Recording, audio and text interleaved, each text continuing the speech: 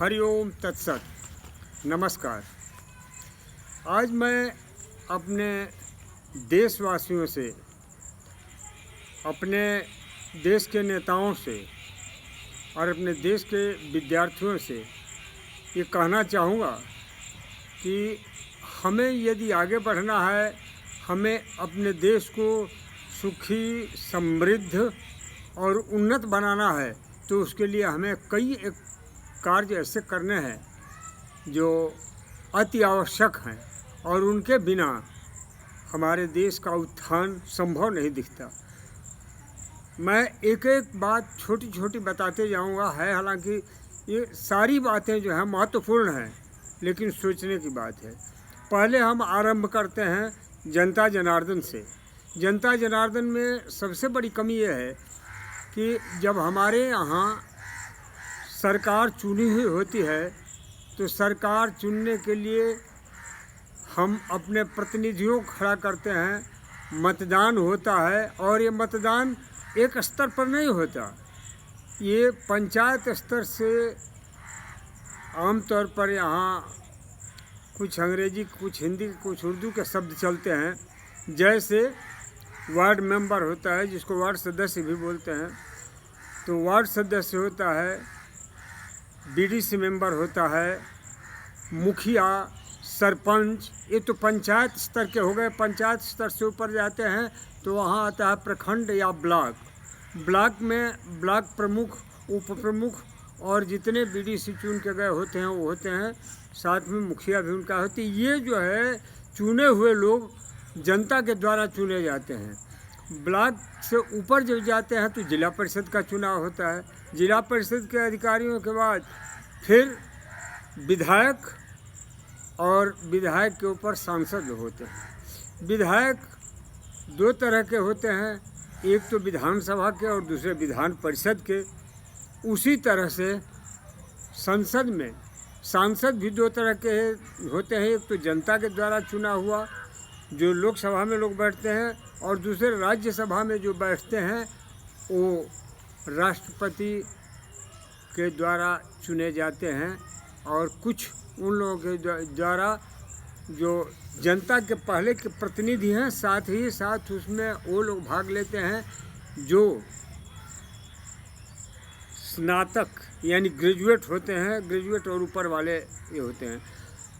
बहुत बड़ी सोचने वाली बात यहाँ ये होती है कि जितने भी दल हैं, जितनी भी पार्टियां हैं, अपने अपने सदस्य खड़ा कर देते हैं कि इनको वोट देना है।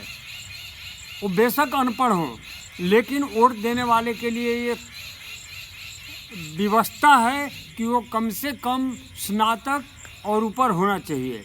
राज्यसभा सदस्य के लिए या विधान परिषद सदस्य के लिए आम जनता वोट नहीं देती, सामान्य जनता से नहीं चुना जाता। अब यहाँ बात है कि हमारे यहाँ की जनता जो ऐसी है, कुछ जातिवाद के चलते, कुछ मित्र भाव के चलते, कुछ रिश्तेदारी के चलते और कुछ लोभ और लालच पैसे के चलते ऐसे करते हैं कि वो ऐसे व्यक्ति को चुन करके भेज देते हैं जो अपना भला के सिवा कुछ नहीं जानता, कुछ नहीं करता, उसको उस और किसी से कोई मतलब नहीं है।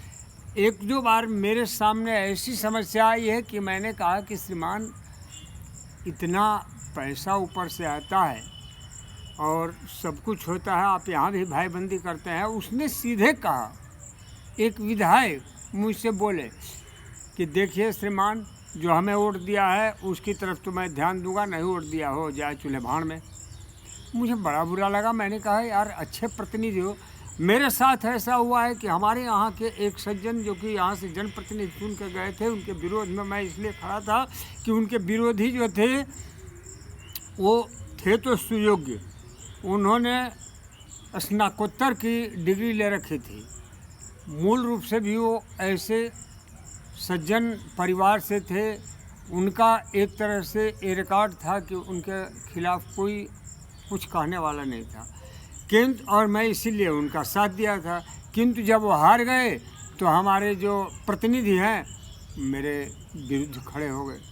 और मेरे विरुद्ध क्या खड़े हो गए, मेरे हर काम में अड़चन डालने लगे। और यही कारण है, हैरानगी होगी आप लोगों को सुन करके और जान करके कि 4 मुखिया लोग गुजर गए और आज तक मेरा राशन कार्ड नहीं बना। अब इसी से अंदाजा लगे क्या हो रहा है। तो यहाँ ये होता है कि लोक प्रतिनिधि हम चुनते हैं, वो चुन करके जाते हैं, जो मर्जी आते हो करते हैं। और तमाशा तो तब होता है कि कौन ऐसा विधानसभा है जिसके अंदर आपस में ये लोग झगड़ा नहीं करते, गाली गलौज नहीं करते।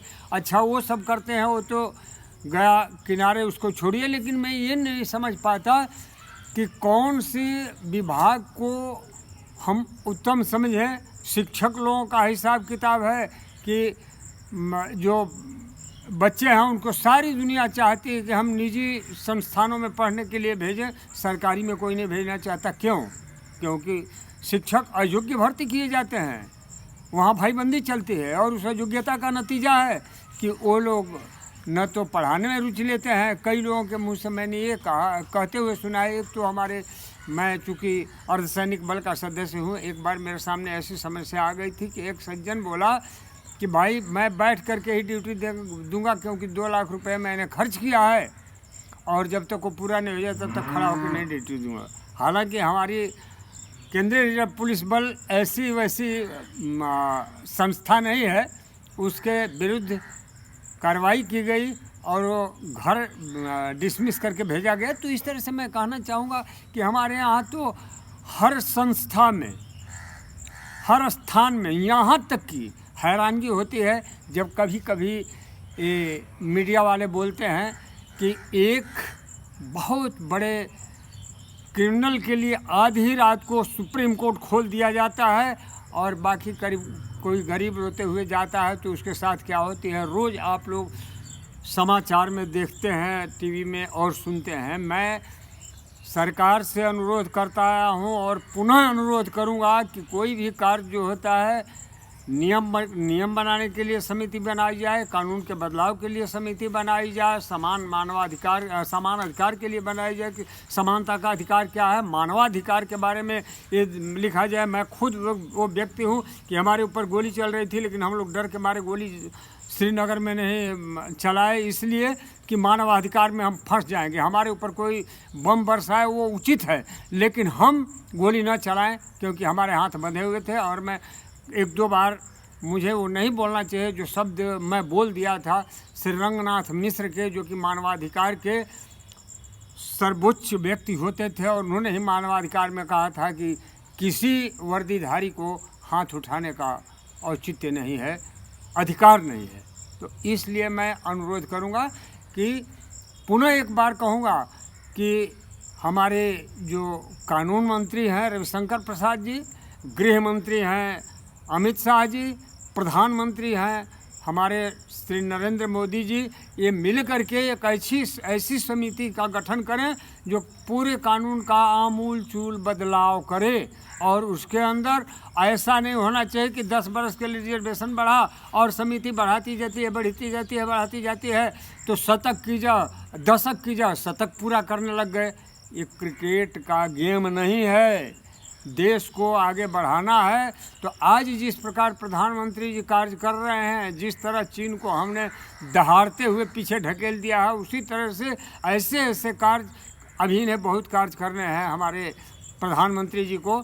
तो इसीलिए मैंने कहा कानून मंत्री और गृह मंत्री को आप भी इतना अच्छी तरह से साथ दें, ऐसे कार्य करें, ऐसे कानून में बदलाव करें जिससे कि देश उन्नति के मार्ग पर अग्रसर हो, प्रशस्त होता रहे। ऐसा नहीं कि जैसे धक्के खा रहे हैं। और वो पौराणिक जो हमारी पार्टियां हैं पुरानी वाली, जिनके अंदर लाख समझाने की कोशिश करिए, लेकिन उन्होंने तो तुलसीदास के इस दोहे को याद कर रखा था कि मूर्ख हृदय न चेत यदि गुरु मिलहि बिरंचि सना, फलई फुरई नहीं बेत यद्यपि सुधा बरसहि जलदाई। इन्होंने कह रखा था कि चाहे कुछ भी होगा हम करेंगे अपने वाली ही।